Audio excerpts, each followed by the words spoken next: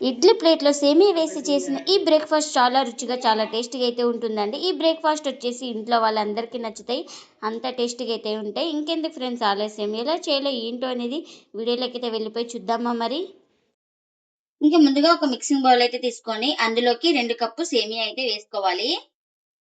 ఇంకా ఇప్పుడు second cup కూడా వేసుకుంటున్నా. ఇంకా ఇప్పుడు ఇందులోకి 1/2 కప్పు పెరుగు కూడా వేసుకోవాలి.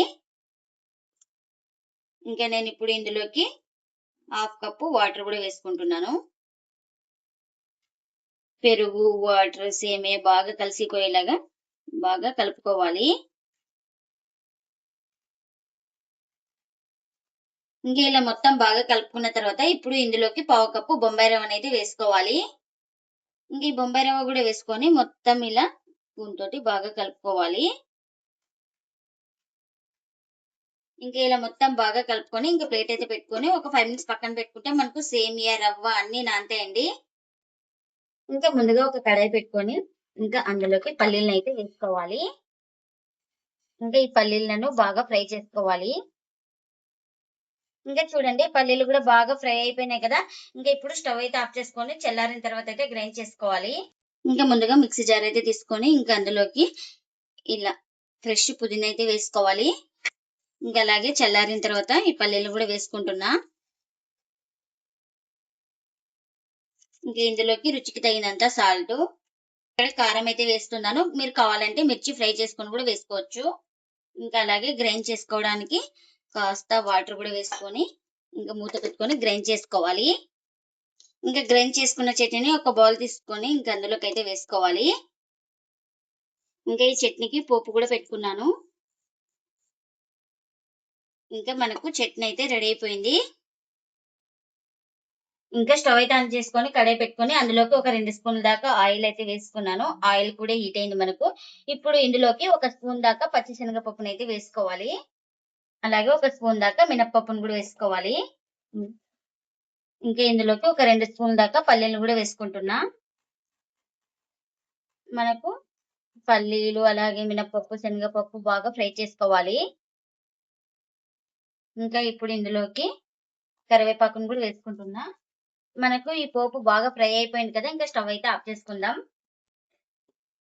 ఇంకా ఇప్పుడు ఒక 5 మినిట్స్ తర్వాత అయితే చూపిస్తున్నాను మీకు. చూడండి సేమియా అనేది మనకు బాగా నానింది. ఇలా కట్ అవ్వాలి. అప్పుడైతే మనకు సేమియా నానినట్లు. ఇప్పుడు ఇందులోకి ఇంకా ముందుగా పోపు అయితే వేసుకున్నాం కదా.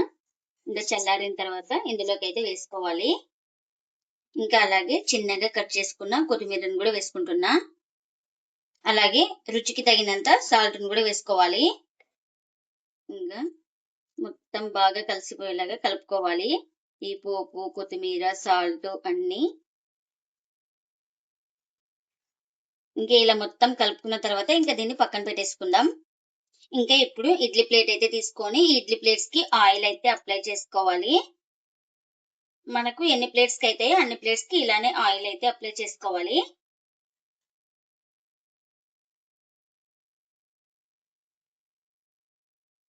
ఇంకా మనం ఇడ్లీ ప్లేట్స్‌లోకి ఇంకా ఇలా ఫిల్ చేసుకోవాలి.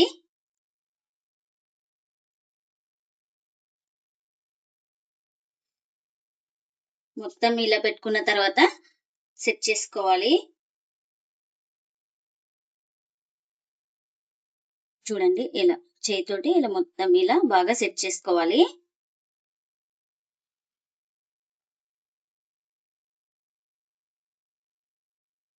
ఇంకా మరొక దాంట్లో కూడా ఫిల్ చేస్తున్నాను. ఇలా పెట్టుకొని ఇలా సెట్ చేసుకోవాలి. మనం ఒక్కొక్కటైనా ఇలా పెట్టుకొని సెట్ చేసుకోవచ్చు. అన్నీ పెట్టుకొని గాని ఇలా సెట్ చేసుకోవచ్చు.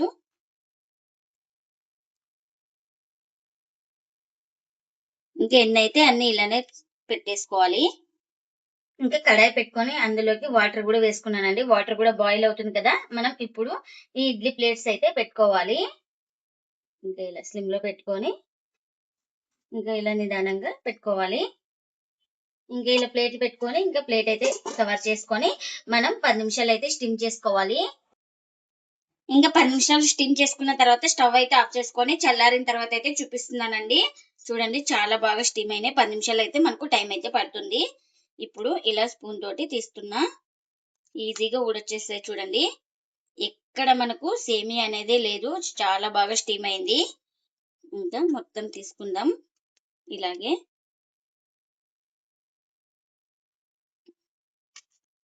సేమియాతో ఎంతో టేస్టీగా ఉండే ఇడ్లీలయితే రెడీ అయిపోయినాయండి. ఇంకా ప్లేట్‌లోకైతే సర్వ్ చేస్తున్నా. ఈ ఇడ్లీలు చాలా రుచిగా, చాలా టేస్టీగా అయితే ఉంటాయి.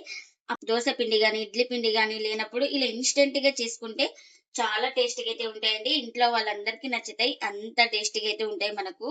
ఇంకా ఇందులోకి ఏం ఈనో గాని, సోడా గాని వేసే పని లేదు. ఇంక ఇందులోకి చట్నీ గూడా చేసుకున్నాం కదా! చట్నీని కూడా సర్వ్ చేస్తున్నా. ఇంకా మీకు ఇడ్లీ అయితే చూపిస్తాను చూడండి. ఎక్కడ పిండయితే లేదు. చాలా బాగా స్టీమ్ అయింది.